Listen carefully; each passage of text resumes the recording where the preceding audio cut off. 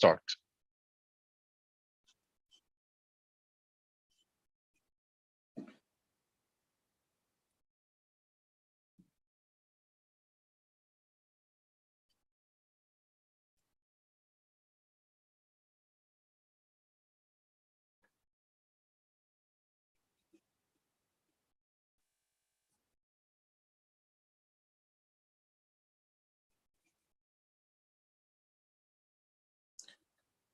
Hola Madridistas.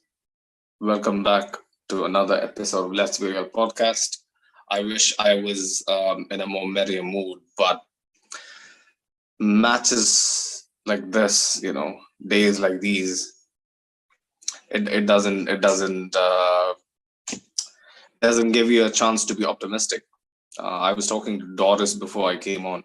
She was very optimistic. She was saying, the matches. The subsequent matches is going to be interesting because of this. But tonight is another 2 points lost. The other day we came on the back of 170 days without a loss, which was inflicted by Farouk. Am I a coin? No. It's over. Right. We came, like I said, we came back. We came on the back of 170 days without tasting defeat, and then we lost against Leipzig, and this is what this is what happens the game after. I must say the writing was on the wall. I always felt like Girona, they are 19th in the league, winless in 6. The only point they got away from home is against Mallorca. But their league position is a false position. They are a much better outfit than being 19th in the league. I'll go as far as to say that they're better than Sevilla and a lot of the very, very poor La Liga sides. And if you remember, we have actually lost twice against Girona in the last 3-4 years, especially under Zidane. So history and us losing our first game in so many days is, like I said, the writing was on the wall. But yeah, the introduction aside, please welcome our esteemed panel. I'm your host Sunaid. Usual, and like me, Farouk is another usual suspect on this panel. I must ask you, Farouk. I know you're fuming, but put it into context what today's performance meant. I would just say this. You could recall Sunil, like in the game against Chelsea, I was always saying to you, like, I felt like we're gonna win, right? Even like you're like, oh, you're being, you're being oblivious and stuff like that, But in this game, I never had a single shred of hope that we were gonna win. I mean, that's the context. The point is, you're coming from Germany, you lost where 3-2, it really, really, really flatters you. You expect a reaction, and you come and you serve this. For God's sake. See, I mean, I read on Twitter and on general football forums, columns, whatever you may call it. I read that, like our players are playing with their handbrakes on because of the World Cup. I don't understand. Honestly, I don't understand. Why? I mean, subconsciously it might play a part. Okay, like diving into a 50-50 challenge, you might be a little more apprehensive. But come on, man. This is your bread and butter. Obviously, what you feel for your nation is always in the heart. It clouds every other emotion in you. But this tonight was a night, like you said, Farouk. to make a statement, to send out a statement that, Tuesday was a blip and this is what it's all about. Tuesday was a meaningless game, at least on paper, and tonight was what we were, striving to achieve since day one of the season. And it was shambolic. Like if Cruz is having a 2 out of 10 on a given match day, it's all downhill from there. That's the point. You talk about the World Cup. Like Toni Kroos ain't going to no fucking World Cup, man. David Alaba ain't not going nowhere, man. That's the thing. To be honest, like I mean, it's really infuriating. Like I mean, Rodrigo is going to the World Cup, but he's gonna sit on the fucking bench, man. What handbrakes are we talking about here? To be honest, like it's one thing to make excuses about oh, there's a World Cup in 2 weeks, there's a World Cup in 3 weeks. You need to play yourself into form and fitness to get there. I mean, you don't want to. We see how it is. Like when players come back from injury, they lack match fitness. They are not in rhythm and what is not. You need to go to the World Cup at the peak of your performance, man. I mean, the thing is, it's just not caring, like shambolic. We don't care. The arrogance in our defending is just outrageous. I mean, as you rightly point out, to be honest, like we played Girona like Girona at 19th in the league. But as you rightly pointed out, which I totally agree with you, Girona ain't no 19th team. We know this because we've played against them years after years, and you've said this. We lost against these people before. There are certain teams that you just play against, and okay, like their potential to be banana skin, their potential to be boogeyman, because we've seen in the past that these people come and give their all against Real at the Bernabeu, man. This is something that we know. But then you guys come in like, oh yeah, it's just relegation fodder. We can do anything we want.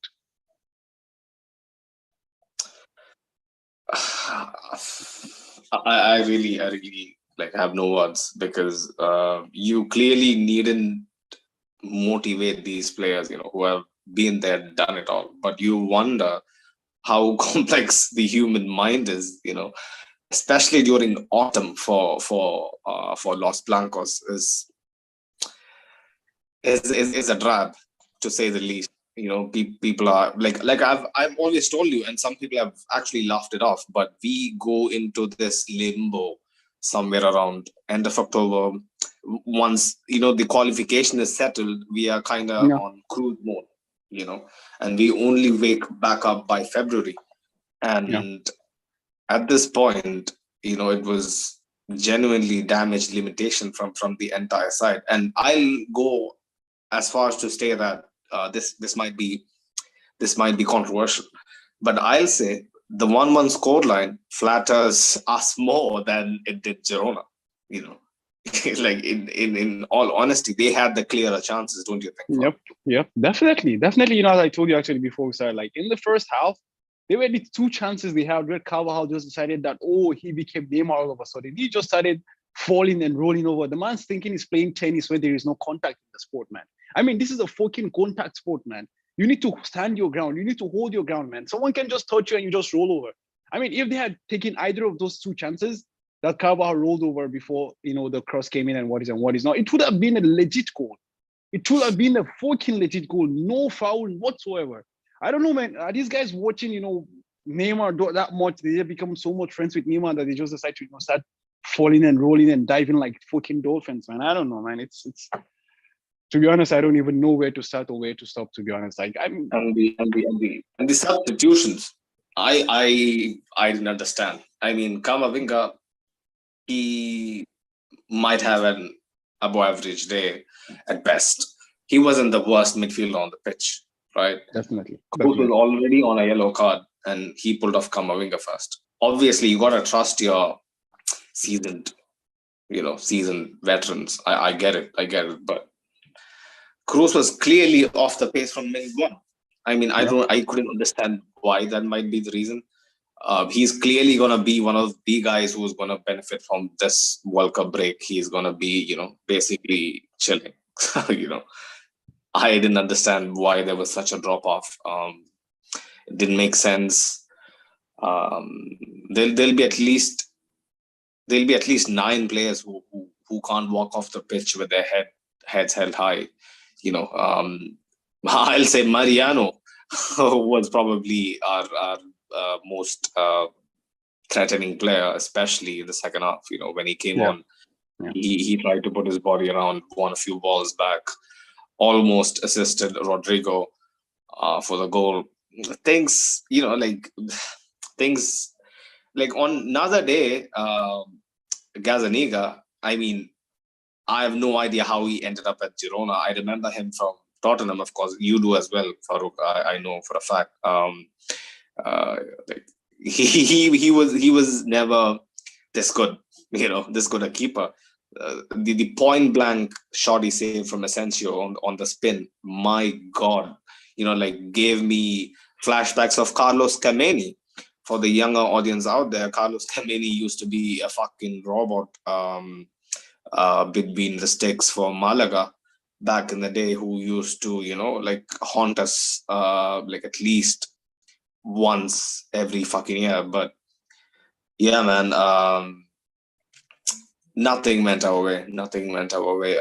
Also, before we get into the players and how they performed, fuck the refereeing in La Liga, man. Absolutely horrendous, horrendous. I don't understand how these guys get paid. I don't understand how these guys are, still being qualified to actually ref games week in, week out, when they put out such horrific, I mean, if you look at Tebas, you can understand, it stems from the guy running the whole thing. I mean, it's borderline criminal that in 2022 we got us talk about the refereeing when the magnifying glass should be like even more on them, especially with VAR around. I don't understand that one bit, Farouk.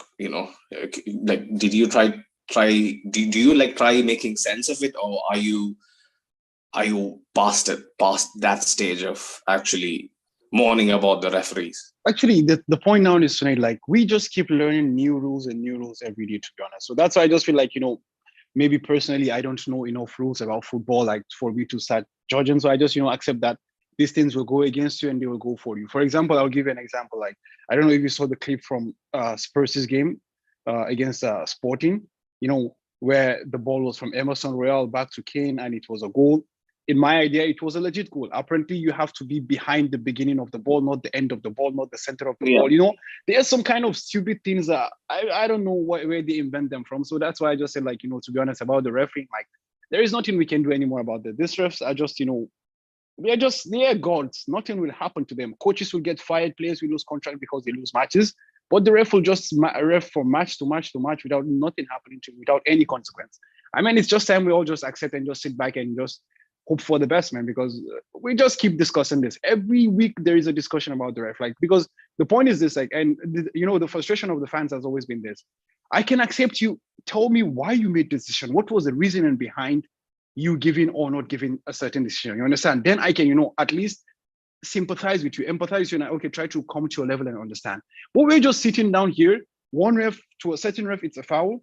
To a certain ref, it's not a foul. To a certain ref, it's a red card. To another ref, it's not a red card. Like, it's just open to interpretation for every single individual. So at that point, I mean, there's nothing just we can do anymore. Otherwise, we just sit down, fighting with invincible enemies, man.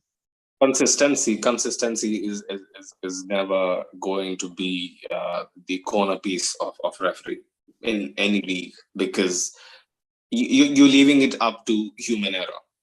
And in my opinion, if this becomes automated, it'll be very blunt, in my opinion. Refereeing needs to be better. These guys needs to be properly prepped up by former pros who has actually been there, played the game. They can definitely aid in giving them a sense of a perspective that might be a much more empathic to the players on the pitch, or even to the fans. At this point, it's very muddled. You can't make a conclusion of any single game. I understand that enforcing the rules of the game is the duty of the ref. When that is happening, it's fine. Sometimes we might scratch our heads thinking, how is that even a rule? But It is their duty. But it is silly 50-50 decisions where, like some guy gets mauled, he just says, oh, it was a physical 50-50 challenge. And then we do the same thing, boom, it's a yellow. Yeah. I mean, Cruz, yes, he was at fault for both those fouls. I think the first foul, being a yellow, might be a bit harsh, but the second one was a definite yellow.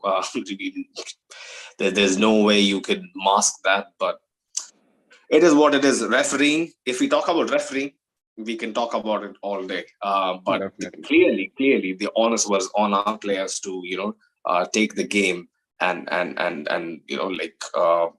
get the job done. But unfortunately, we fall short back to back. Let's start with Thibaut in goal. Farouk, your thoughts?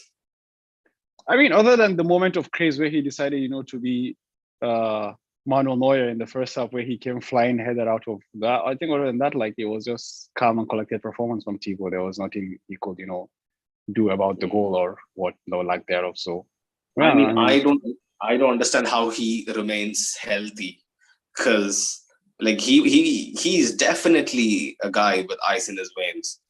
Yeah. Because for 90% of the game, whenever he looks for help, there's nobody. Definitely. There's absolutely nobody in the 50-meter radius within him. It is nonsensical. It is basically just leaving him out to dry. That is, I think, the tactic that is adopted by the backline, because the backline was shambolic. Like, sometimes I wonder, honestly, sometimes I get to that point where, we must concede a few goals and get thrashed so that these guys have a fucking rude awakening, because this can't go on. Imagine this was a much more equipped side. Like this would have been a hammering at home. Definitely. At home. Definitely, man. If people like Rudiger makes uncharacteristic mistakes, things are not quite well. Honestly, I'm gonna just go with the flow and start with Alaba in defense, because I have quite a bit to say about him. Alaba was supposed to be the guy replacing Ramos. Obviously, not his abilities, because he's nowhere near as fucking good as Sergio Ramos. But his leadership and his ability to actually orchestrate his teammates has been a huge plus. But over the past few weeks, either it is just pure fatigue, mental fatigue, physical fatigue, or just pure, like you said, arrogance. You never know what is going on through these players' minds at this moment. Maybe it's the fucking World Cup. You could blame it on that, but I can't for 1 second accept these kind of shenanigans at the middle of the defense, because more than the wing backs, it is you who is supposed to take authority, stamp your authority, be aggressive, get tight to your man, and don't do silly mistakes. Like some of the passing inside the box, man, especially by Alaba, my God, he used to be regarded as one of the best passers of the ball, especially from wing back. I don't understand how these guys are so cocky to make 5-yard passes amongst each other. Remember, he put Mendy in a fucking cage for 3 minutes. For 3 minutes, he put Mendy in a cage and basically gave the responsibility to him. Oh, you know what? I'm being pressed. You deal with it. Instead of booting it out.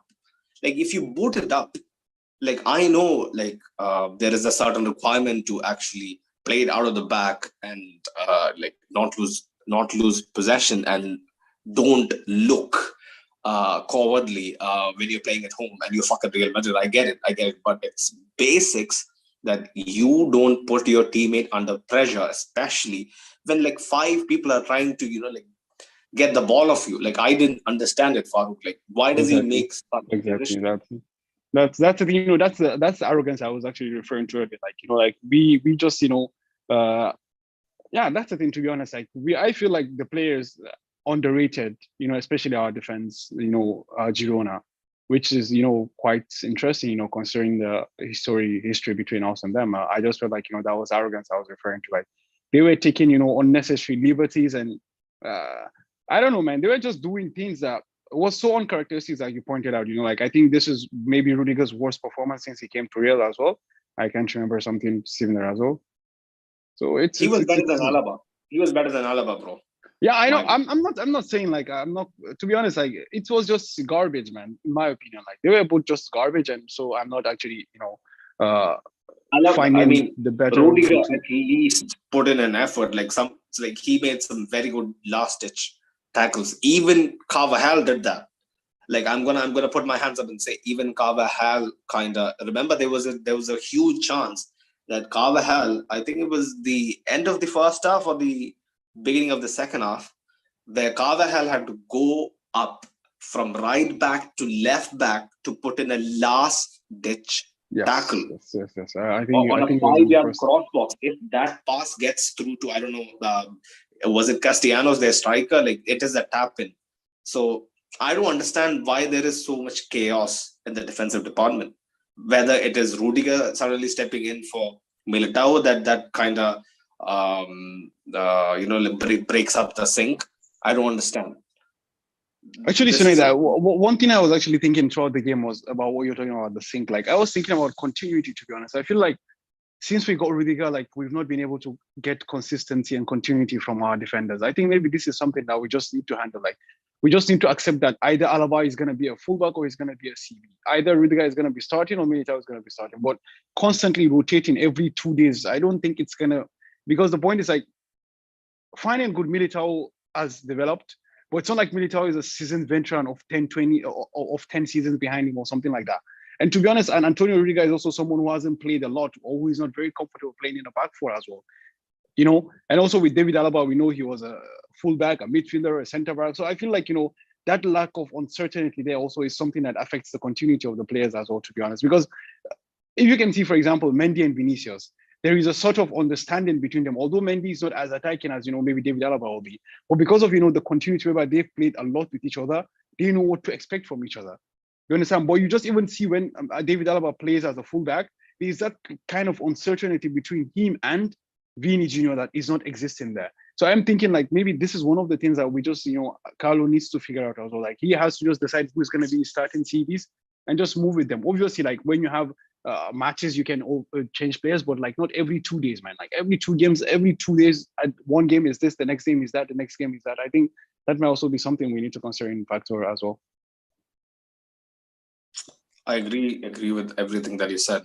Continuity is a huge aspect of actually playing with your eyes closed.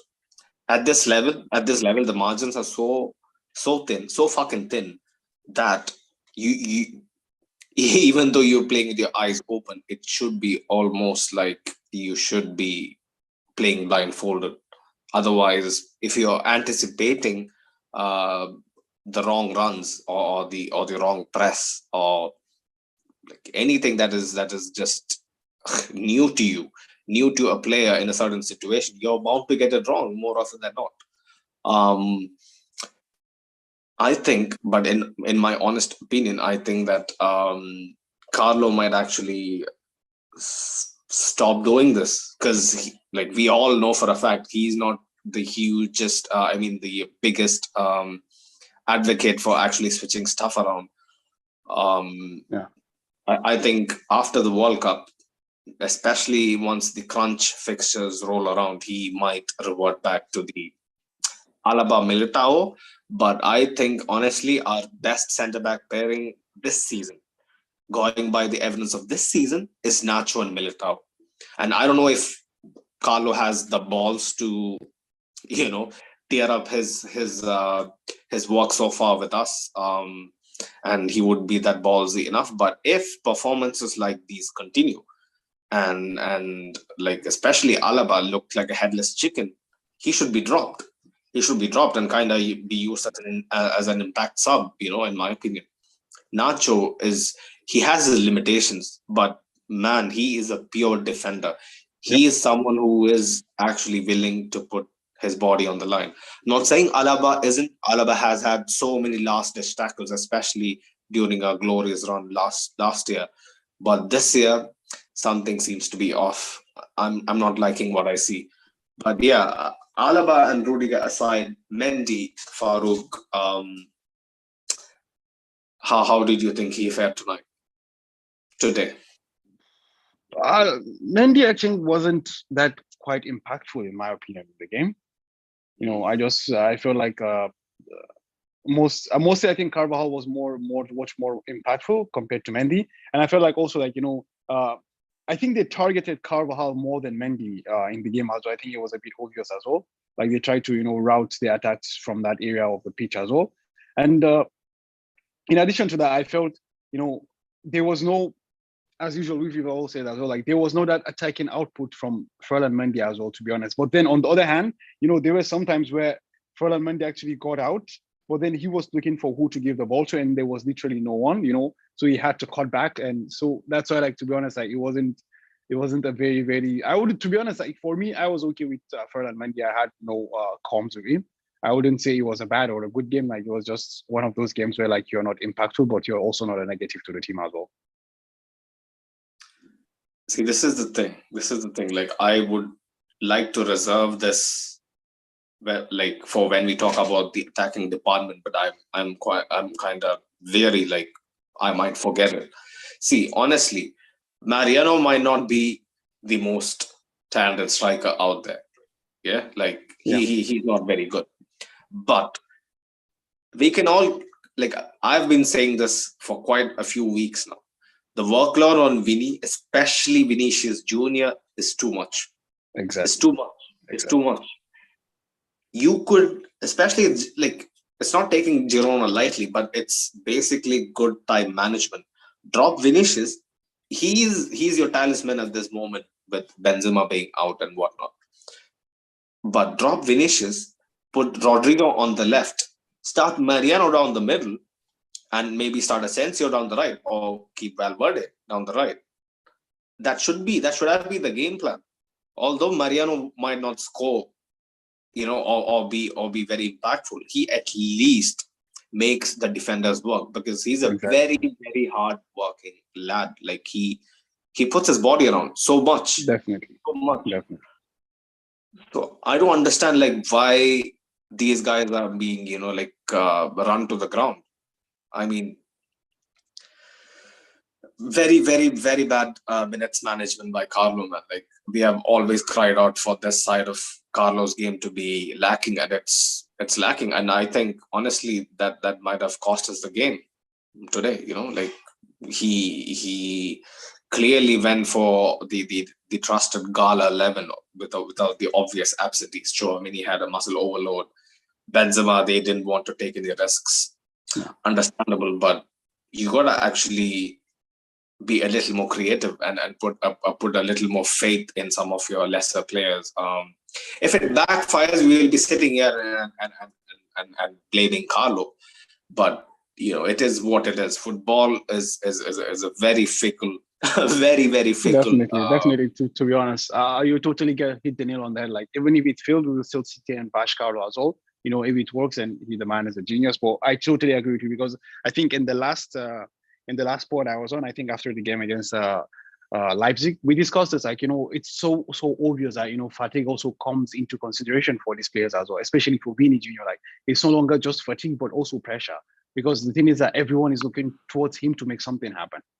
Especially in the absence of Karim Benzema. And like kudos to him, to be honest, he's been able to carry the burden of the load. So he's been able to react to that really well. But then the thing is, he's still not yet fully developed yet, and so that burden of that physical, burden, and also the emotional burden of the Bernabeu is always something that weighs very high on him. And I totally agree with you about, there's a lot of application from Mariano, even if there is no end product. That application alone, will keep defenders engaged. Because to be honest, like, against Leipzig, for example, we discussed this as well. Like the center backs were just so comfortable defending because everything was in front of them. There was no one, running in and around of them, especially two center backs. So it was so easy to defend everything away. So I think that might be something as well, to be honest. And I'm not the greatest fan of Marco Asensio, but to be honest, like the man actually hit a purple patch right now. You cannot deny that, whether you like him or not. Like he hit a purple patch. So, resting Vini and playing Rodrigo and Marco Asensio and Fede Valverde would also have been another option as well, to be honest. And then you have Vini in the second half to throw on, together with Mariano Diaz and what is not. But yeah, it is what it is, man. There's no point over crying over spilled milk. But our players need to wake up and realize that now it's just a single point. It's a single point, and the context is now you play Rayo next. Rayo has second points off of Atleti and Barcelona, and they've defeated Sevilla this season. So now it's a Madrid derby. And you know how the saying goes, when it comes to a derby, all the form goes out the window. And already you're in bad form since then you're winless in 2 games. So now you have all the pressure in the world on your head as well. You drop points in that game, all of a sudden you find yourself second again. So it's like the 1 point, the 1 point gained here, or rather, let's say 2 points dropped here is something very, very huge. I mean, for the neutrals, it's going to make the stuff more exciting across the next weeks, as Doris rightly pointed to you. But I think this is something that, might come back. Hopefully it doesn't come back to hurt us. But this is, at the end of the season, we might be reflecting towards this game and be like, okay, this might have been the game. That is my worry, that is my worry. Days like this, champions, they find a way. We are still top of the table by a hair length, but it is that's the thing I'm saying to you, man. So like we used to win games like this, but today at no certain point, I was saying to you, like, I saw Stuani come on, I'm like, okay, we need to score one more goal because I know the guy's gonna score the customary goal. I had no, and when I saw the penalty, I had no doubt as well. Girona was going to score. Man, and I was just like, at no point was I confident that we were gonna win. That was a sad team, man. Like you saw the chance with Rodrigo. You saw the chance to even, like, I don't know, like Gazzaniga had a fantastic save for Marco Asensio, but in my opinion, it was too close to the goalkeeper. You saw the chance. You saw the chance from Rodrigo. Like, Rodrigo is someone who buried that chance 99 out of 100. But unfortunately, today is the 100th thing. What can you do about that?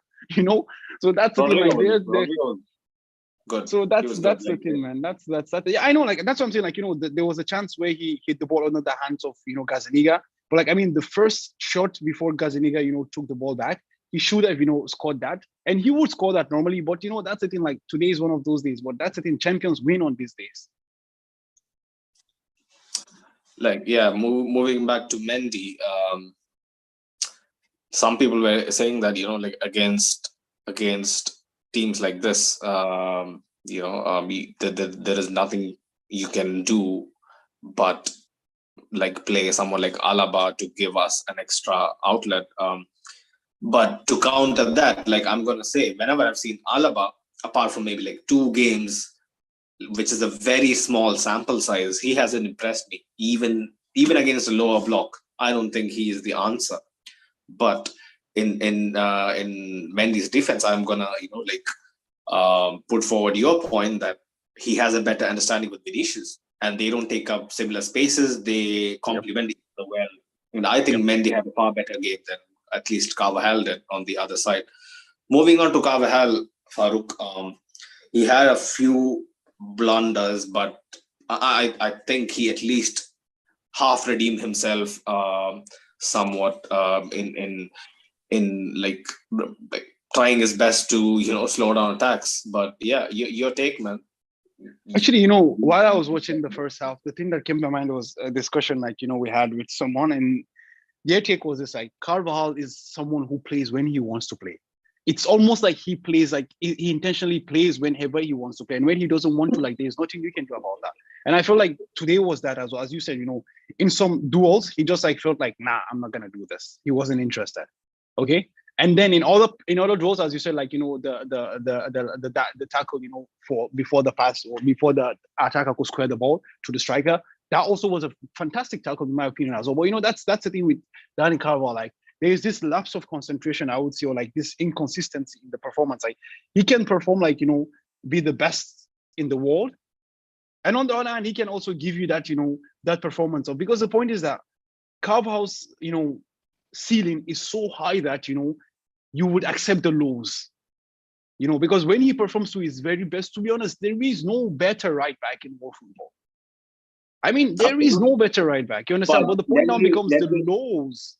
Let me argue that point. Like, bar maybe Modric, bro. Like, everybody is basically basically a part of Moments FC, right? Like they play in Moments. Don't you think? I think that might be a valid point. That might be a valid point. But the point now becomes Modric and Thibaut. Okay, the thing is this: Carvajal for the past 3 seasons always has a space of 2-3 months where, like, I don't know, man, he's just like someone who's never played football in his life.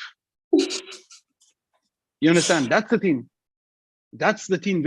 I can forgive, for example, in the games against Paris, you guys could recall, like when he was playing against Kylian Mbappe and what, I was like, I would forgive that, because the point is no one can stop Kylian Mbappe. Who's gonna stop him? Who's gonna stop him? You understand? You can accept this, but when you're going into duels and you're falling and diving like fucking Neymar, and then you're so this kind of things, in my opinion, doesn't for me, like, I mean, those are things that should not be happening, and yeah. I don't know, man. You're right about players being players of moments, in certain situations. But I think it's not about being players of moments. It's about the fact that, Carvalho is almost like, doing what he does when he wants. Like if he's interested, he does it. And if he's not interested, he just leaves it there. If you go back like a couple of years, people were calling for his head. Like, like he needs to be, upgraded on. Like was what everybody was thinking. Definitely. Even I was part of this, but I wasn't calling for a head, but I was calling for competition. But the point is, we brought back Ojo Zola, but Ojo Zola is just there without, I don't even think he's a competition. Vasquez, he's his competition. As long as Lucas Vasquez remains Dani Carvalho's competition, the man's going to sleep in peace, man. But the thing is, we all know, but we didn't come on here live after it was announced. But since Militao and Rodrigo got their dual citizenship, I think Vinicius Tobias has a real shout. And I think he's going to be the guy pushing Carvajal on. He is an unknown quantity at the moment. He has very rough edges. He's still young, and you never know. He might be the guy that pushes Carvajal to be better. But I'm sure, Farooq, most of these players wouldn't have performances like this in February. This is their downtime. That is at least what I try to tell myself to feel better, because otherwise my Sunday is ruined. Because I invest so much into this team that days like this makes me really question why players tend to have days like this. But at the end, they're humans just like us, and most of these guys have been overplayed. Like every other fucking footballer who plays for the top sides in Europe, the fixture list is doing them no favors. And I think Carvajal is one of the most curious cases whereby, whenever you see Carvajal getting exhausted, he can't think straight.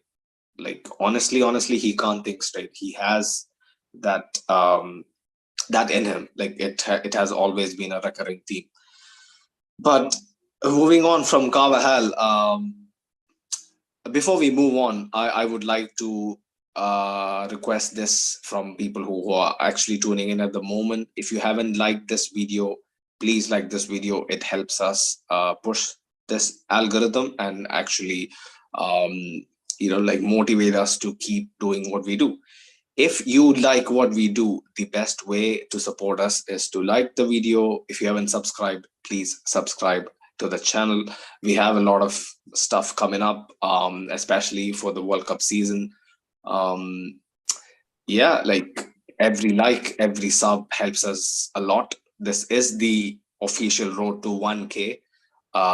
So if you love what we do, please reciprocate the love. That'll be a huge help for us. But moving on from Camavinga, Farooq, he was actually slotted in because of Chouameni having a muscle issue before the game, and nobody wanted to take a risk because he's going with France, blah blah blah. Camavinga, in my opinion, didn't have the worst of games. I've seen Camavinga play worse at games. I think he was the better of the midfielders, especially the people who started, at least. Either, Ive, Kroos and Modric I hold Kroos and Modric to such high standards. They were so far off. Or Kamavinga slightly over exceeding my very low expectations of him this season. It might be a combination of both, but I felt like he wasn't the guy who needs to be hooked around the 60th minute by Carlo. But yeah, man, like what do you think about Kamavinga? Actually, for me, I just felt like, either Kamavinga or like Toni Kroos needed to, go off, but I couldn't. But actually, for me, the Kroos's yellow card wasn't an issue because like I wasn't expecting Toni Kroos, to be honest, to get a second yellow, because I was like, it's Toni Kroos, like he wouldn't. I think it was his first red card of his ever career today.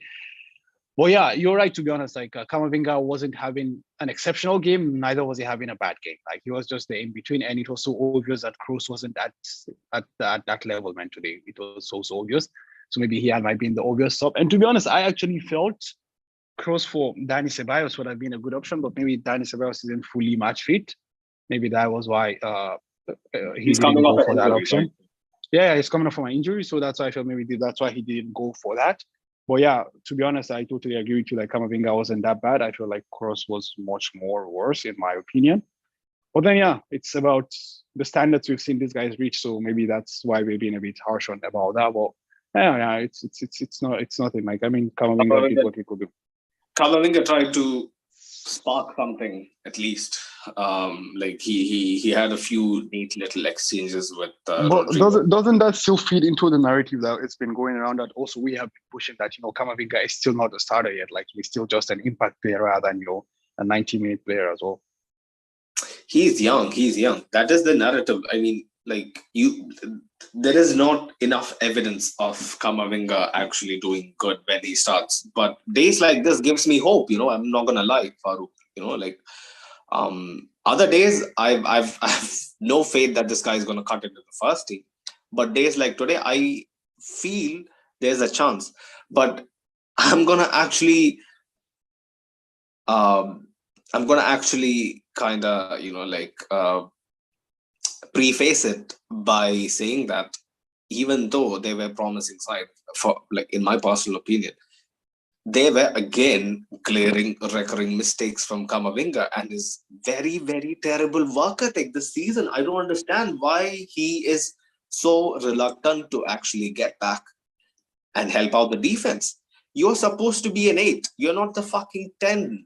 Bro, come on, man. Like, I know you're young, you're naive. We have all been there. But at this level,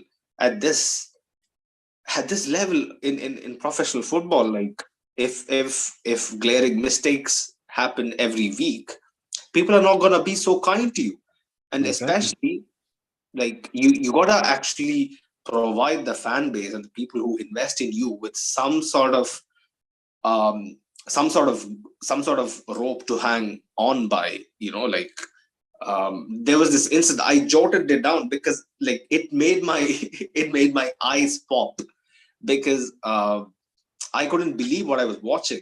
The very guy, Valerie, the guy who actually skinned Carvajal, the guy who made Carvajal taste mud, the very guy had a very, very dangerous header that was just wide. The cross came in from the right side. I don't remember who cross was put in by, but all I know for a fact was that when the ball comes in, the only guy in the box is Rudiger.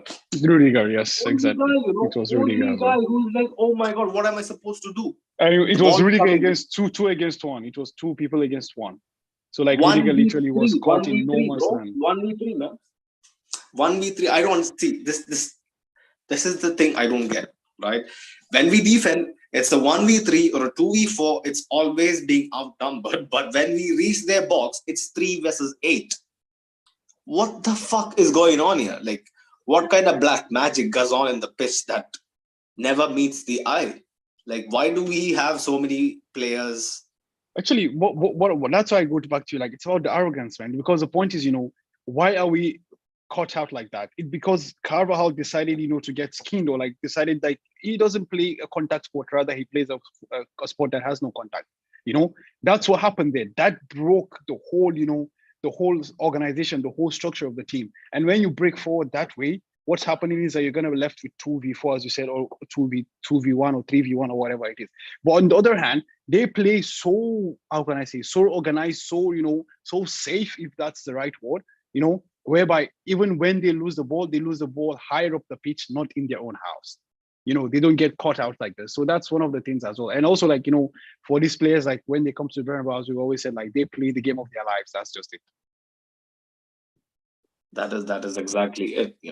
Everybody trying, like turns into prime Barcelona against us, unfortunately.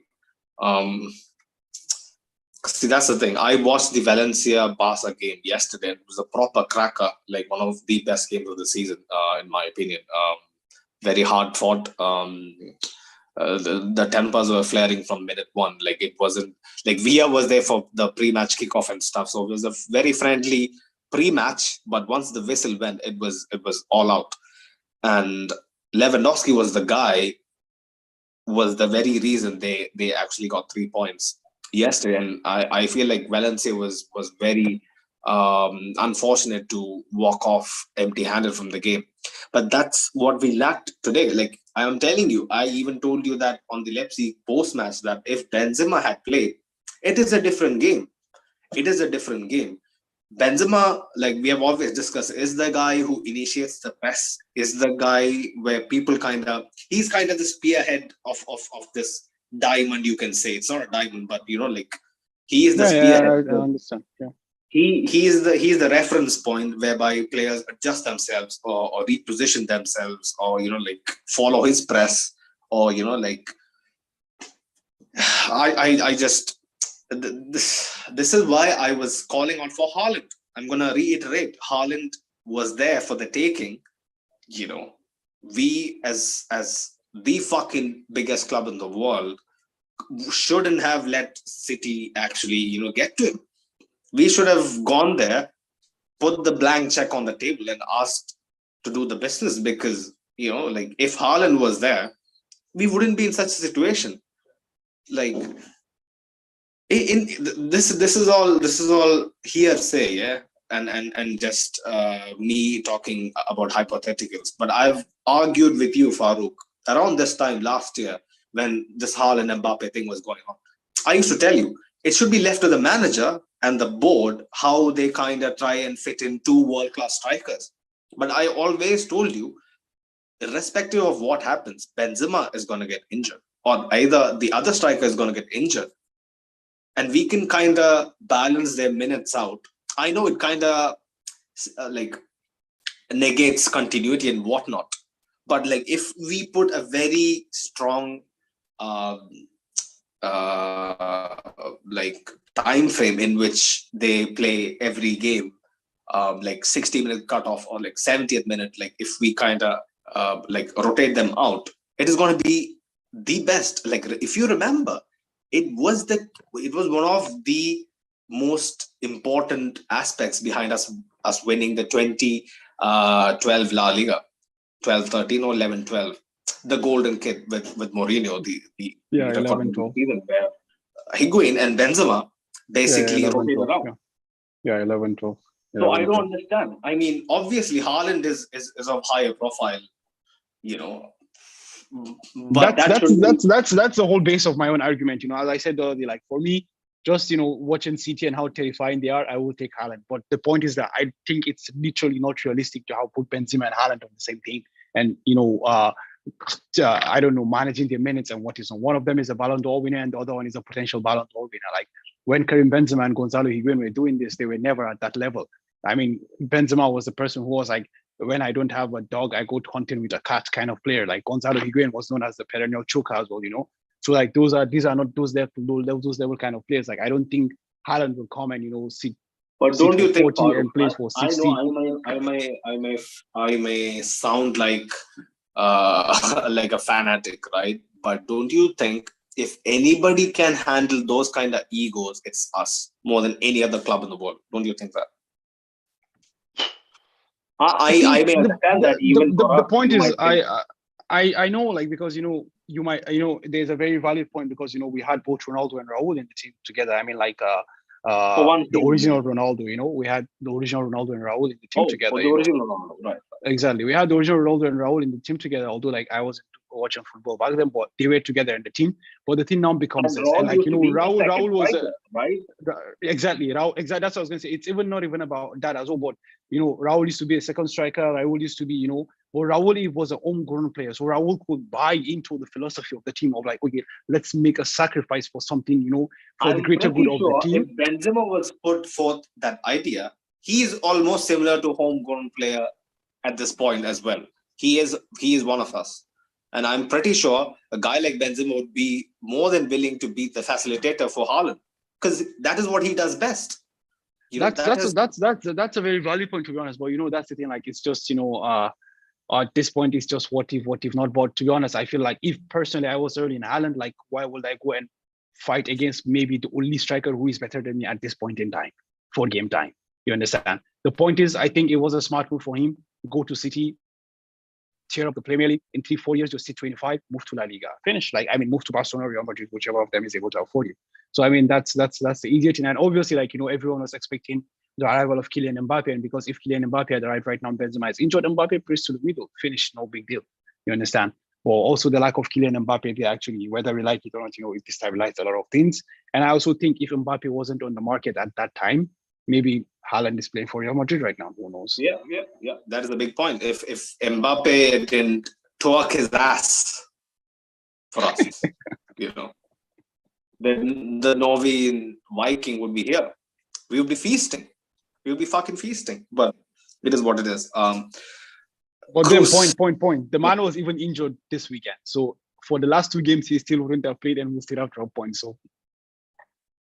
So that's the thing. Haaland is injured for the last 2 game weeks as well. So, and those are the first 2 games we drop points throughout the season. So I honestly think this Benzema thing could have been avoided. Yeah, playing him in the Clásico is of prime importance. Like, we put out our kind of best 11 for the Clásico, but at least for the Shakhtar game, he should have been rested.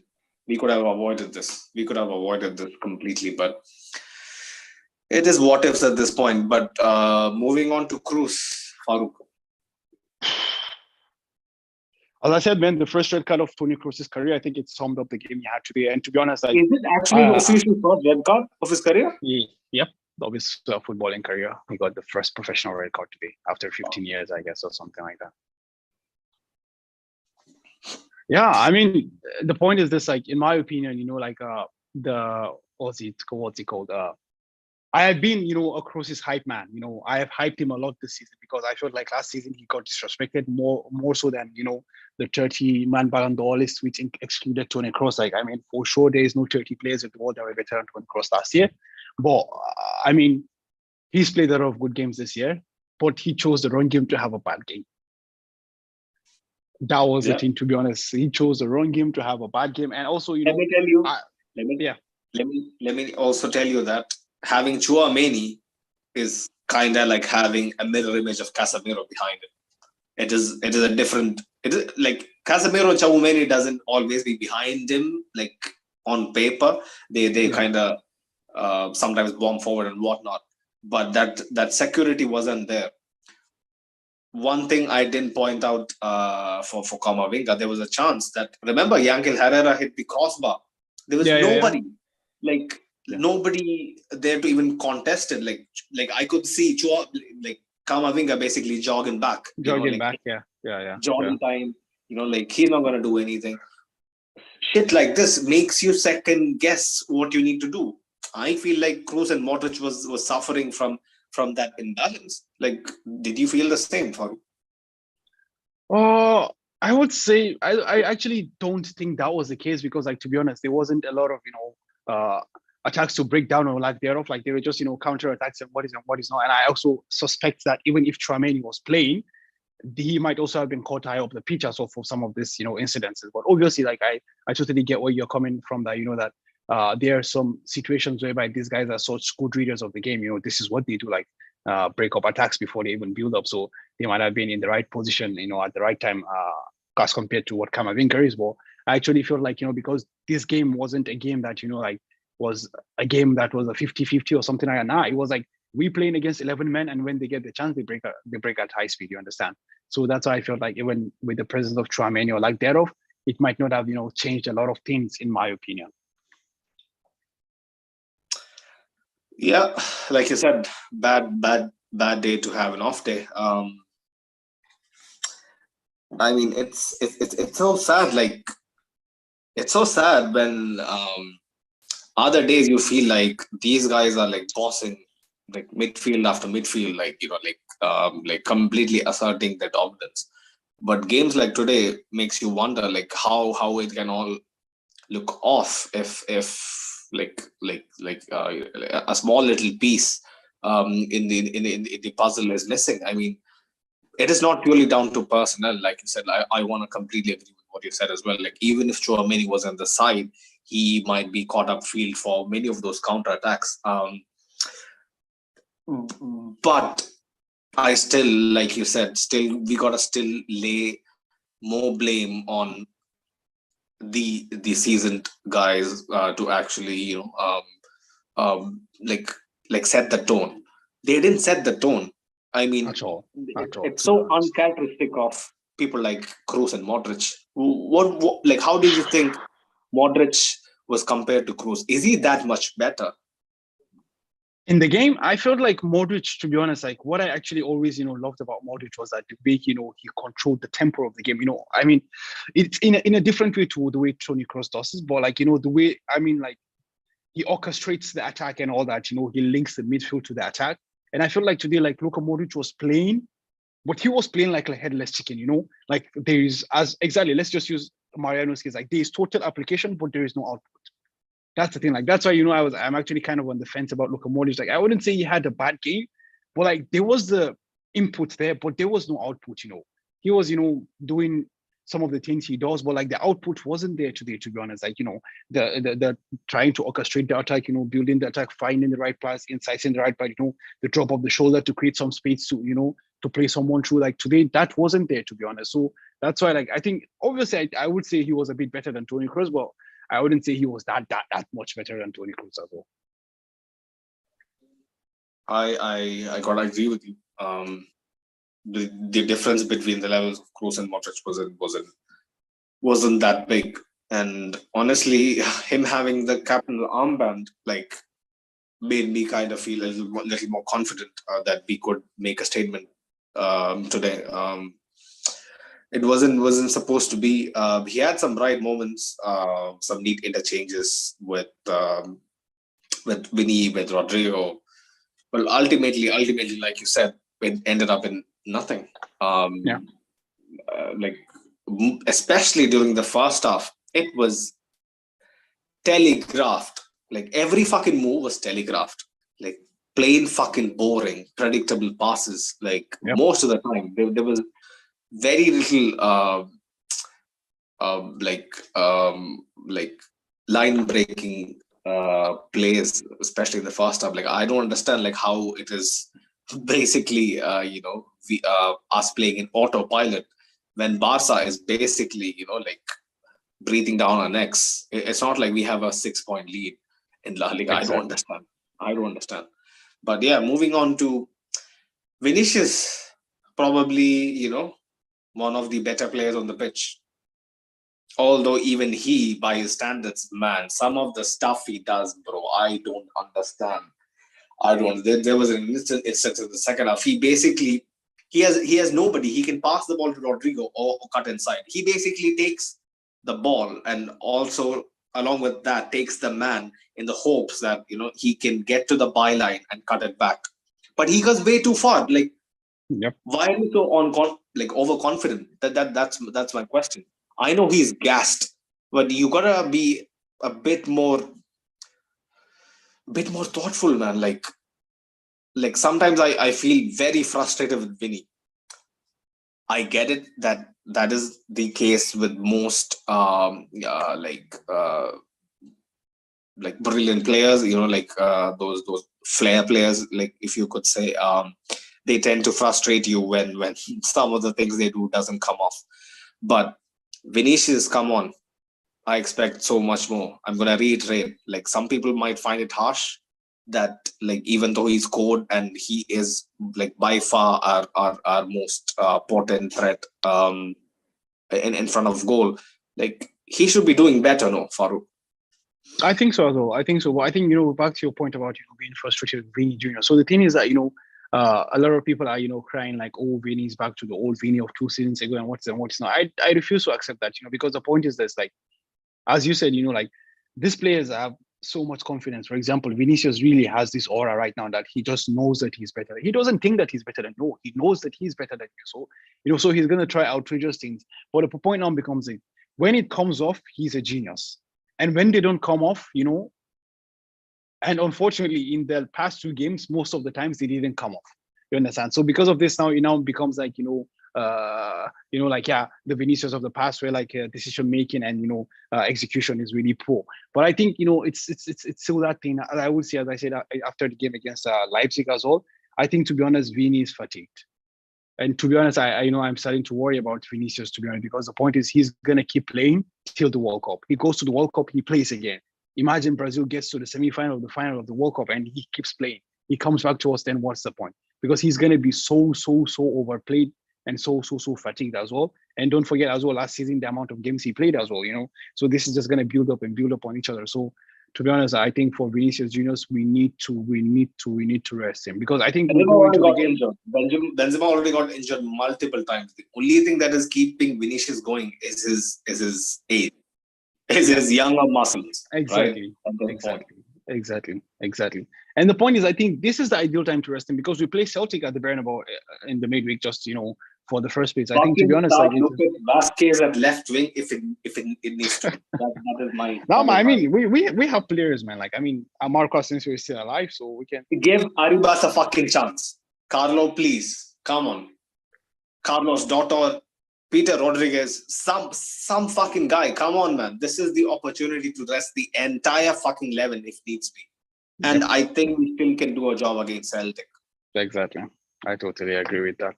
I mean, just, we need to win, though. We need to win against Celtic. Exactly. We need to. I mean, obviously, we're not going to shake the team everything, but just, a couple of players here and there. I think Rodrigo can still play. I think Rodrigo doesn't look that much gassed, in my opinion. I think, and also, let's just, switching from V to Rodrigo. I think, to be honest, Rodrigo today was also very lively. And I mean, to be honest, like, that's the thing, like, as I said, like, before, like, Rodrigo's game is based around no bullshitting whatsoever. Exactly. That is what I like about the guy. He doesn't rely on his athleticism as much. He doesn't rely on others as much. If he sees a chance to take a shot, he is taking that shot. He doesn't think. And man, I was very impressed.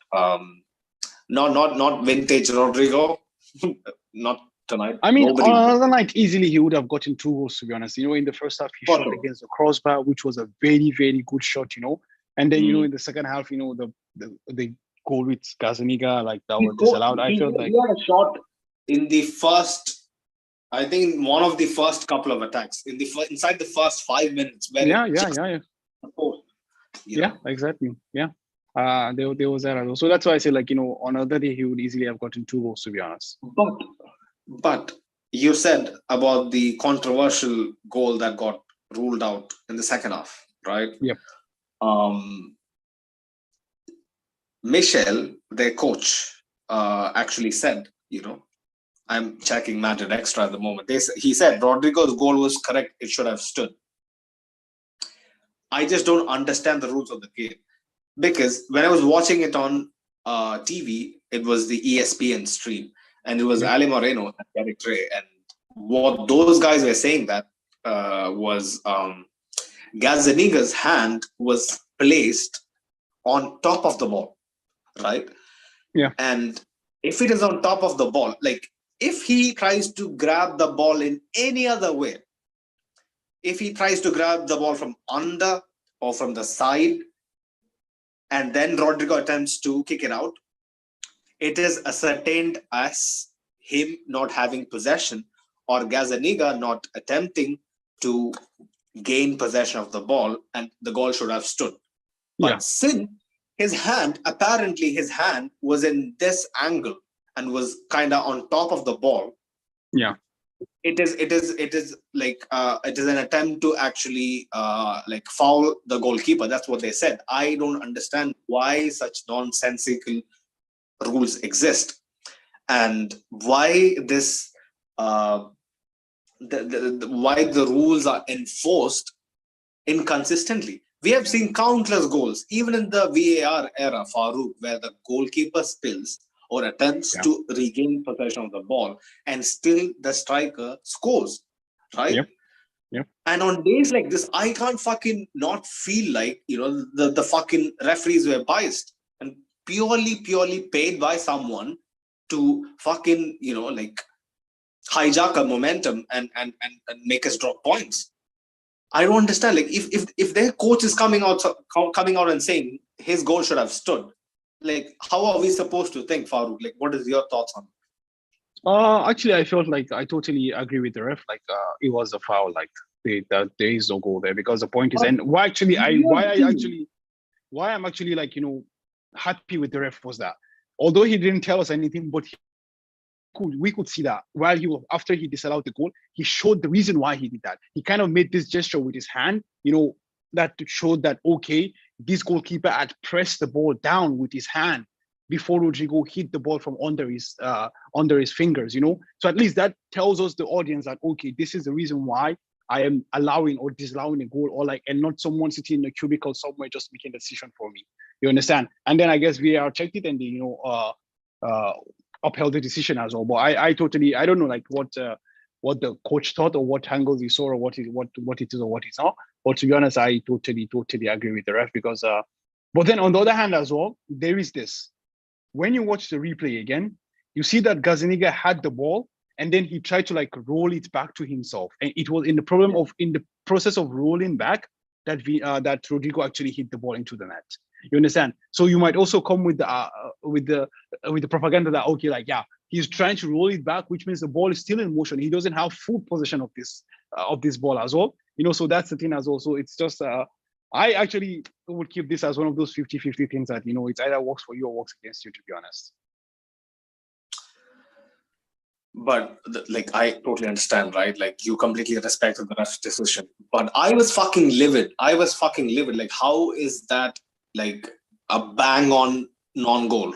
Like, bro, in my 15 plus years of actually watching professional football, there have been far worse instances where the fucking attacker has manhandled the goalkeeper and scored, and nobody batted an eye. Yep. So this is my question. Like, why such inconsistencies still rife the fucking professional game? Like, anyway, we can't blame it on that. We had a few other very good chances which we should have taken, but the guy who actually played out wide sometimes was in the middle, Valverde. Yep. How did you think he performed? I thought he was invincible for large parts. Yeah, I mean, I also felt like, barring the the assists for the first goal, I actually felt like, also Fede Valverde now, back-to-back games, not very good back-to-back games, to be honest. So I don't know. Is it also fatigue? I don't know, man. I mean, to be honest, it might also be to a point, where the players are playing with a handbrake on, or what is not. But because, one thing you always got from Fede Valverde was, that application, and whether there is output or not, there was always that application. But today, honestly, there was no application. For the second consecutive game, there was no application. Valverde, I can cut him some slack. He has been on fire. Like, no, man. I mean, Valverde still remains our best player, like, so far this season, in my opinion. But I mean, yeah, the past two games, the past two appearances, this is what we've seen. But I don't know how it's gonna be. Let's see. Wasn't the best. He wasn't confident about his abilities today. Which was evident by the shot he attempted after the crowd asked him like at least 20 times. Shoot. Right. And then he shot finally, fucking, and I'm going to shoot, and it blazed into row Z. Yeah, I'm going to cut him some slack. Fede Valverde can have an off day. If anybody if anybody's allowed to have an off day, it is him. Yeah, but brilliant combination play for the goal. like we shouldn't not talk about it. But like it was a very good move. Carvajal was involved. Rodrigo was involved. Fede was involved. Very neat stuff. I just wished there was more of it. And I also kind of feel sympathetic towards our team because this is a recurring theme about playing against fucking 11 at the back, 9 at the back, and at the back, week in, week out. And I am someone who I believe has sharp memory, touch wood. I don't believe Girona was playing like this 2 years ago. They were a very open, enthralling side to watch, who played end-to-end stuff. They weren't your Getafe. By no stretch of the imagination. How does all these teams revert to this fucking anti-football in these past 2 years? Is this because of the influence of the shameless Simeone way? Yeah, that's also a very very interesting point out there. But I think the point now becomes this, like when teams are now embroiled in battles for relegation and lack thereof, they now go back to the instinct of, okay, forget about the play style. First and foremost, we need to start getting points. How can we get points? We need to solidify. We need to put us people behind the ball. One chance, one goal, and we close our shop. And one way or another, we get to gather points, and we move up the table, and we survive. So this is just the thing, like because you see a lot of teams, like they stay true to themselves, but when they're embroiled in a relegation battle or see that they are close to falling into their relegation battle, they just scrap everything and just go back to the most basic thing in football, which is just throw men behind the ball and just try to be as rigid as possible.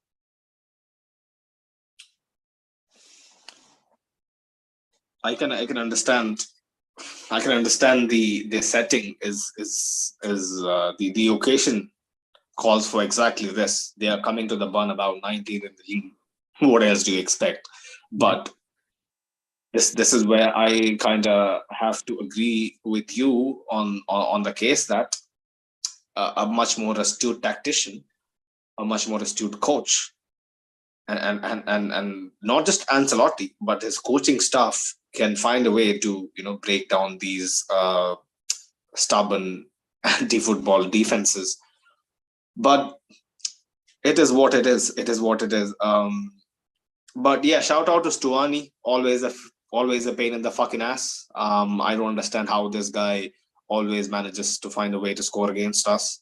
The moment I heard the commentator say his name, I knew for a fact that he's getting on the score sheet. Like one way or the other, he's gonna find a way. And the funny bit is, right after he scored the penalty, they had another chance. Again, nobody in the box. Exactly. Right after, and it's immediately. You expect a reaction, right? I keep using the word reaction, but we don't react, man. Hence, I go back to my word arrogance, to be honest. And we sit here and we talk about refereeing decisions and like what is in lack thereof. I mean, this is Girona. They conceded 19 goals before they came here. As you pointed before, now they had just 1 point away from home. Okay, and we come here and discuss, oh, the referee did this or the referee did that. Man, do your job, man. Do your job. Do the most basic thing. Do your job, and at the end of the day, you will win. And it's becoming a recurring theme, to be honest. Like once these small teams come to the Bernabeu, they just pack up shop, and one way or another, we cannot win. I don't know why. One way or another, we cannot win. I don't know why, man. It's just so it's so funny, man. We need to find a solution to this, man, to be honest. Is Rayo away next week? I think Rayo is away, but I'm not sure. I can just quickly confirm that. Right. It's on Monday, actually, I think. Yeah. Rayo is not somebody that is known to be a dogged team and who parks the bus. I felt they play entertaining football, but I might be eating my words again. And it's on a Monday. Yeah, it's on a Monday. The point now is that it's not about playing entertaining football or that there. The guys have effective football. As I told you, at the beginning, like these are people who have taken points off Atletico and Barcelona, and they've defeated Sevilla recently. You get so this is a team that and you're going to their home again as well. So this is a team that is an effective team. So it doesn't matter what style of play or lack thereof they have. You just have to find a way to circumnavigate it. That's the thing. Yeah, Rayo will be definitely more dangerous than Girona, but A small footnote. The reason why I said Monday was because I've seen some people argue that, oh, it was a midday kickoff. I hate midday kickoffs. Midday kickoffs was the reason why, we were kind of not in our element. What does the sun do to our bodies, bro? Is this Lovecraftian horror? I don't know, man. It's just all pure propaganda and sometimes I garbage. wonder Man. when I go mean, through all these we played by, we played El Clasico also, like it wasn't midday, but it was early evening as well. So I mean, there is that as well. So it's not a very valid excuse. But then I mean, the game against Rayo also, it's in the night. So let's see then. Let's see if we are vampires, and when the night comes, we just evolve into, I don't know, whatever it is. Let's see the full moon effects or not. We really need to get this shit going. 3 more games, I guess, before the World Cup, and apart from the Celtic game, every game is a must win. Hate to say it. At this point of the season, 2 must win games. Come on. We should be opening up a good, healthy gap at the top of La Liga. We have had ample chances to do so. Barcelona hasn't been at their best, but yet they keep grinding out wins. The same stuff that we did last season, which makes me, makes me very, very nervous. But the substitutes that came on, Farouk Asensio, do you think he looked bright? I thought he looked bright. He gave his best. Yeah, sure, man. I mean, he was very unfortunate to concede the penalty, although, like, I heard Ancelotti saying, like, it wasn't the penalty. It hit the chest of Asensio, but I don't know. The picture I saw showed that it was a penalty. I don't know, but he was very unfortunate to concede a pen. I don't think also, it was a penalty in the moment, but then when I watched it back, see the silhouette of a player by what the referee does. The player should be holding his arm behind his back, but Asensio, since it was a very very shitty attempt from protecting his face from the ball, like not hitting his face, basically, he just put his arm over his chest, kind of thing. And some days like this, man, days like this wonder, maybe it's just karma when some of the things go our way, like stuff like against City comes back to haunt us on days like tonight. Yep. Very unfortunate. And people were bashing him, people were proper bashing him. He doesn't do anything. The one moment he comes on the pitch, he does this, he costs us the game, blah blah blah. Just very unfortunate. I don't subscribe to those people, man. Like, I think it was very unfortunate to concede the penalty, because I think it wasn't a stupid penalty to concede.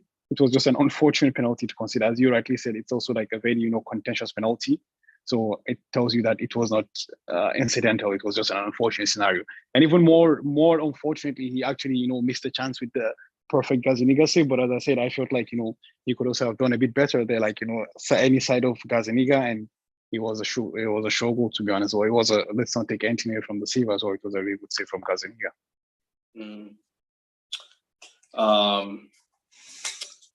Any other notable subs? Mariano was really good. He was combative. Almost gave an assist to Rodrigo. I thought he was good. Any more to add regarding the subs, Farouk? No, I think that's the most notable ones, if I'm not mistaken. Let's just quickly, before we wrap it up, run through what Carlo had to say. In the post-match press conference.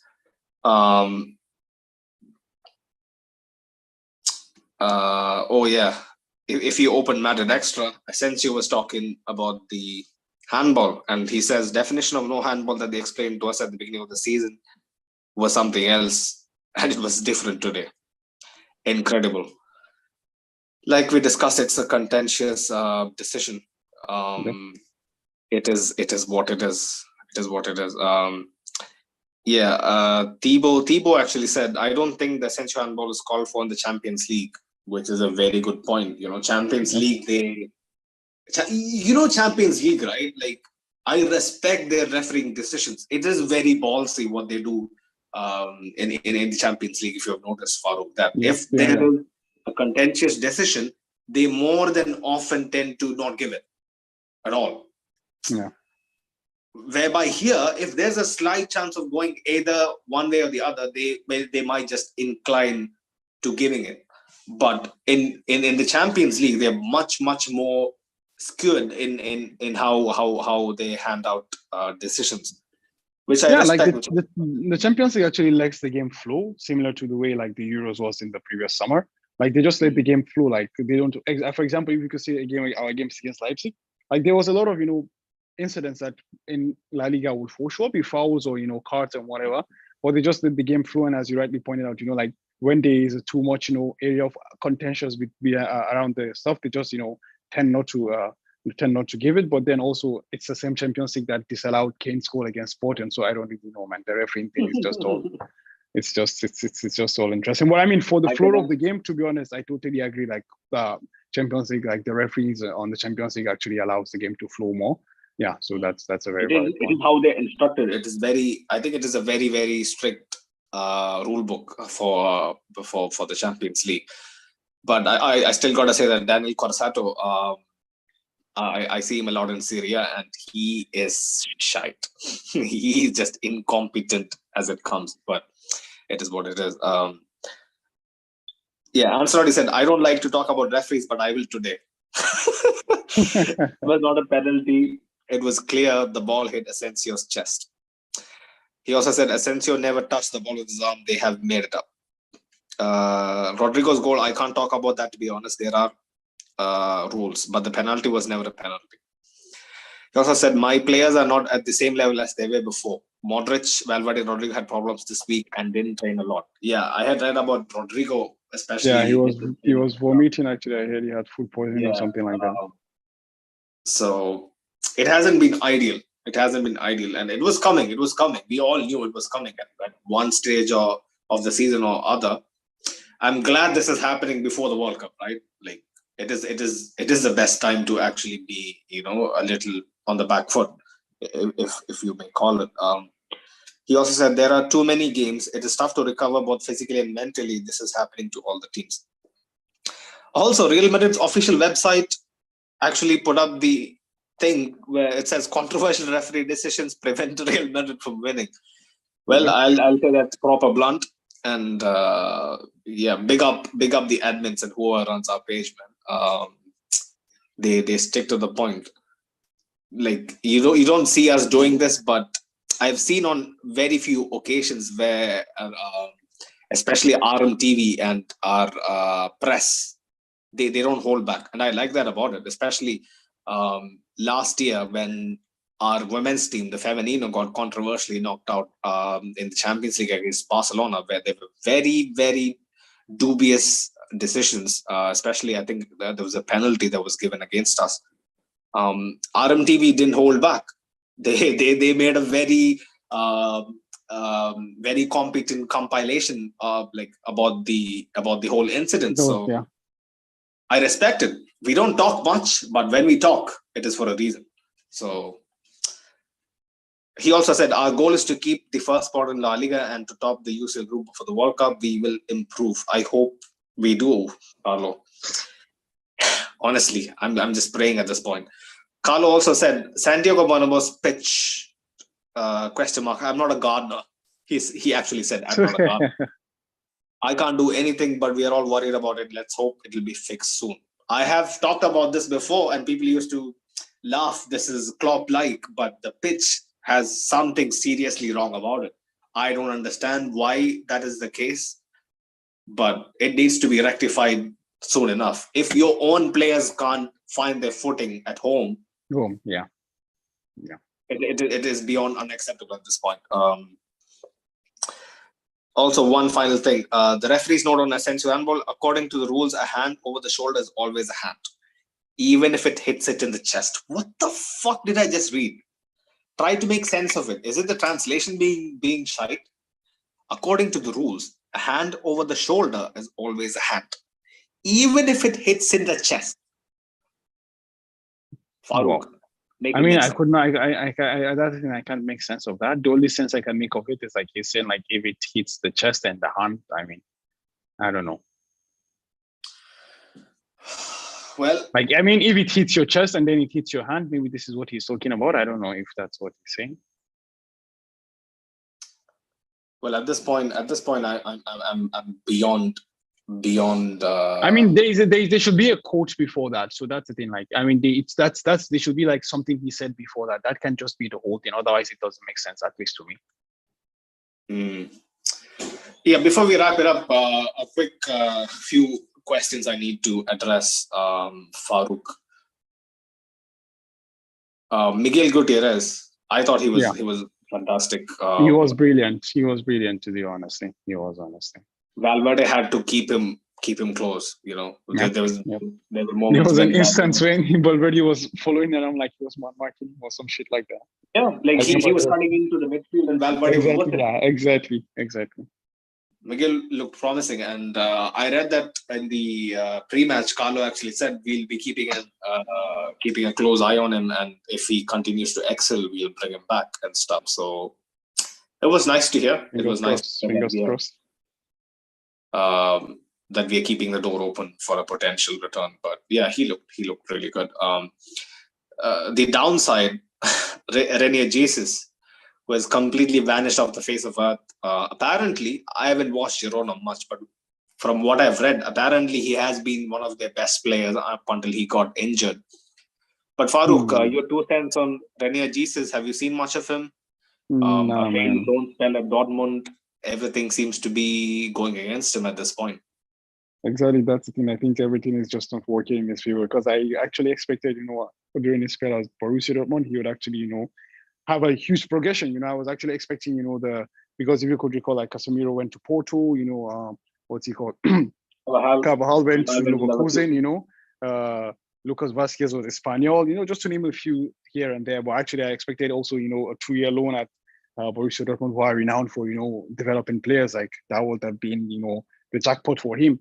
But unfortunately, like it hasn't worked out. So, and I haven't seen a lot of him, to be honest. I haven't even seen him at all this season at Girona, to be honest. So I can't actually make a very, very valid claim. But hopefully, I hope things work out for him. Hopefully. He has already gotten the tag of the apparent failed Brazilian operation by Papa Florentino. At this point, I just hope he comes back. I'm pretty sure there is a player there. Talking about there is a player there, Enric Palmeiras. He became the youngest scorer for Palmeiras in the history. He's only 15 or 16. He like, even if we sign him, he'll be required to stay there until 2024, 25. I read apparently. Thoughts? Have you seen anything? Like any compilations of him? Do you have? That's the thing. Like I've seen some compilations about Hendrix, but the thing now becomes just like, to be honest, like with these young players, like you never can tell what's gonna happen eventually. Because we come, it's just hit and miss. To be honest, like for every Vinicius, there's gonna be someone else. For every Rodrigo, there's always gonna be someone else. Because we go back and we see people like what's he called, Anderson at United. Like Anderson had the ball at his feet. He was just about to break through and everything and all that, but we can see what happened to him. He had an addiction towards McDonald's, remember? I mean, that's the thing, man. Like, we also go to, even more prominent names like Alex Pato. You go there and you assume that, Alex Pato was going to be the next big thing, and 1 or 2 seasons, and then he also flopped his nines and what he's now. Like Hendrix is a really young person, like he's really, really young. Pato fell in love with Berlusconi's daughter. Yeah, Berlusconi's daughter. I read about that. It is a very dangerous game. That's exactly. Prospect. I mean, that's the thing. Like, actually, the reason why I point out this guy is because, like, they all made the switch quite young, also as well. So when you make the switches quite very young, and you're just going from literally earning nothing to earning fortunes that you don't have to work for the next 1,000 years. So like it's something that changes a lot for you and spins everything around. So that's the thing. Like about Hendrix. Like for me, it's not just about the footballing talent. It's also about the temperament. Like what can he do? Like how would he cope under the scrutiny and what is on. For example, we could see Vini Jr., man. I mean, say whatever you want, but like this was a laughing stock, man. This was someone who people laughed at, like, and openly laughed at. That's the thing. Like, but you could see how he rather than crumble under the pressure, he thrived under this pressure, and became the talisman of the team. But we all know for a fact that, at least I believe, in my honest opinion, if we get a player young enough and he has rough edges, we as a club, we might not have the state of the art or the most sophisticated training drills in all of Europe and stuff like that. But we as a club, the mere aura might actually turn a rough diamond into something of a polished product. And I believe that if we manage to get someone as young as him early, we might be able to have a very significant impact in what trajectory his career progresses. I haven't seen much of him. He's apparently very, very highly rated, and in my humble opinion, me including like so many others, including me, kind of underestimated Vinicius and Rodrigo. I'll say for a fact that Vinicius, I knew if he improved his finishing, there is a superstar there. But I had no faith in Rodrigo whatsoever. When on my initial first few eye tests I had of Rodrigo, he didn't look like anything special. He didn't have the ability to beat players like Vinicius did. So I was very coy about him actually cutting into the first team. But hey, we are here with both of them being the main protagonists, at the opening phase of this season. So you never know. But I guess that is a wrap for tonight, people. Few things to keep in mind before we kind of go. If you haven't liked this video, and if you like what we do, please like this video. And if you haven't subscribed, please subscribe. We keep checking the analytics, and we see that more than 50% of the viewers who turn up after every game are people who haven't subscribed, and it's a shame. It is a shame. I'm going to request you again, if you guys like what we do, please like and subscribe. And keeping your notification bells on also helps a lot, because we might have a slight change of schedule, unforeseen circumstances. So that if there is a change, you can be aware right then and there. Also, check out Real Madrid Committee, our partners on Instagram. They have been with this with us throughout this journey. They're on an excellent fan page. Do check them out. I guess that's pretty much it. And I hope Celtic is a much welcome return back to winning ways for us. It'll be at home. We need to actually win this to secure top spot in the group. And I hope the boys get the job done. Farouk, any final thoughts? Nah, man, just shout out to Luis Enrique for leaving out my man Nacho out of the national team squad. So that's a very good one. He's such a prat, He's such a prat. I know we have a large contingent of Spanish people watching us regularly in the recent days. But come on, man. Come on. If you dislike Enrique, at least even one bit, you actually should be trying to reach out to us, because we want to actually cover this guy's delusion with magnifying glass, especially throughout this World Cup. If you see Eric Garcia defending, boy oh boy, I can't understand how this man actually gets handed out professional contracts. I just can't understand. I don't think Garcia. I think if Ramos goes to the World Cup, I think it's going to be Ramos Laporte playing the defense. Ramos is finally back to his best. I'm very happy to see it. Very happy to see that Capitano is back to his best. But hopefully back to winning ways in midweek. Until next time, Hala Madrid. Hala Madrid.